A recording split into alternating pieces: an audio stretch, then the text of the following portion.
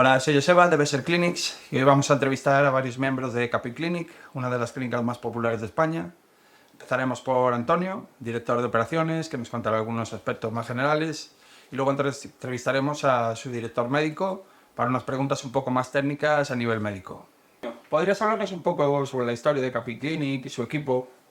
Claro, Capit Clinic nació con la idea de democratizar los precios en España, los cuales hasta hace un tiempo eran bastante prohibitivos, ¿no? Por ello, allá por 2015 abrimos una clínica en Turquía y hasta entonces estuvimos acumulando experiencia para posteriormente, allá por el 2019, abrir nuestras clínicas aquí ya en España, en Madrid, en Barcelona. Y bueno, pues eso nos ha permitido pues, posicionarnos en el mercado como la mejor clínica capilar en este sector, ¿no?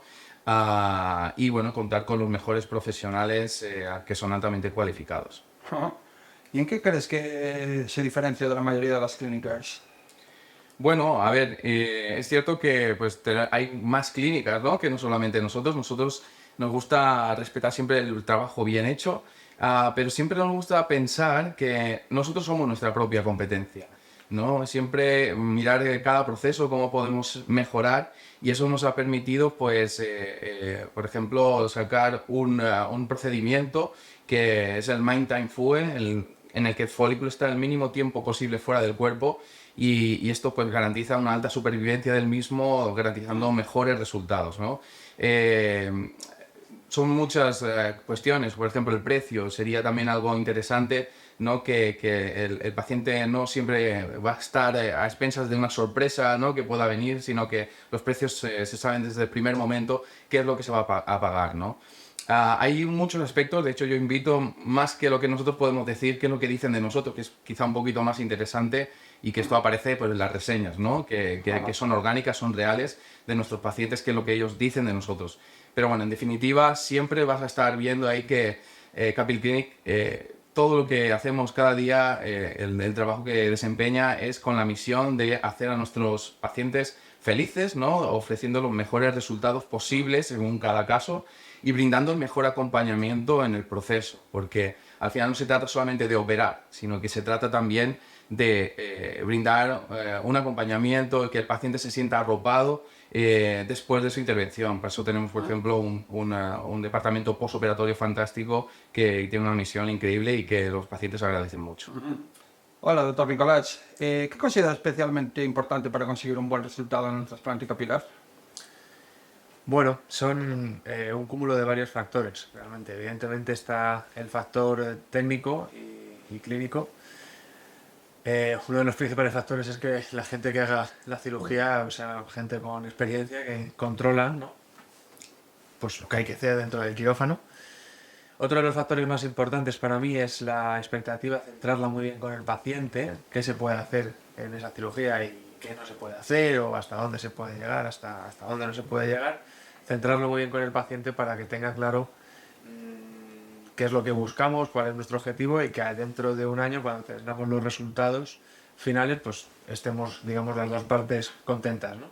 Y luego hay una parte muy importante, y además, digamos, también dentro de la parte técnica, que depende del paciente directamente, que es toda la parte del postoperatorio, que no deja de ser muy importante, que vaya cumpliendo pues todas las recomendaciones, todas las normas que le damos nosotros, pues cuanto mejor y más fervientemente la cumplan, pues tendremos mejores resultados. ¿Y qué número de folículos soléis trabajar de media un paciente con alta necesidad, buena zona donante? Y bueno, como media, como máximo, bueno, ¿en qué rango soléis trabajar? Esa pregunta sí que nos la hacen más los pacientes, el número de unidades.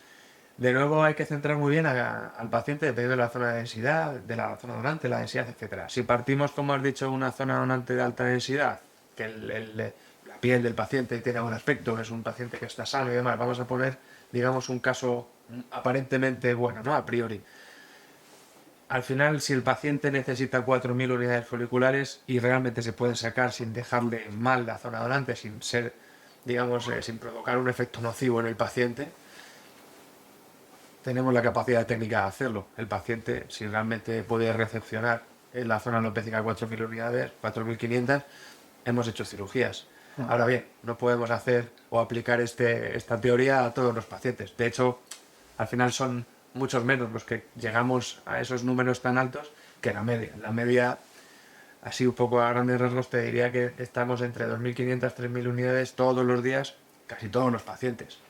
Hay por debajo, hay por encima, evidentemente, pero una media entre 2.500, 3.000 y pico, digamos que a la semana todos los pacientes puede estar por ahí. Vale. ¿Y qué casos nos recomendarías para un trasplante? Bueno, son casos, yo los divido en dos partes. Los casos en los que el paciente no nos ayuda con la expectativa, por ejemplo, tiene expectativas muy altas que no pueden ser cumplidas, ¿vale? Pues porque la zona donante no nos permite cumplir el objetivo, que a lo mejor es una zona alopécica muy alta, quiere hacerlo todo en una cirugía, bueno, pues a lo mejor esos casos no son aptos, ¿no? La mayoría de los casos no aptos suelen ser por eso, limitados por la zona donante, bajas densidades, otro tipo de alopecias que se van o que salen de la alopecia androgenética que conocemos al uso, pues alopecias cicatriciales, alopecias infecciosas de algún tipo, suelen limitar o de hecho contraindican los injertos, ¿no? Luego hay otros casos también un poco más técnicos, pero que es verdad que están ahí, son pacientes con algún otro tipo de patología crónica, bueno, algunos tipos autoinmunes, por supuesto oncológicos y demás. Al final esos lamentablemente pues muchas veces tampoco pueden optar al trasplante. Pero si nos ceñimos solo a nivel alopecia androgenética, pacientes con una área alopécica, los no aptos suele ser porque la zona donante pues se nos queda corta o la expectativa del paciente pues no es realista y es mejor que no se haga la cirugía porque no vamos a cumplir el objetivo. Vale, pues muy interesante, doctor. Muchísimas gracias. Nada, a vosotros. Gracias.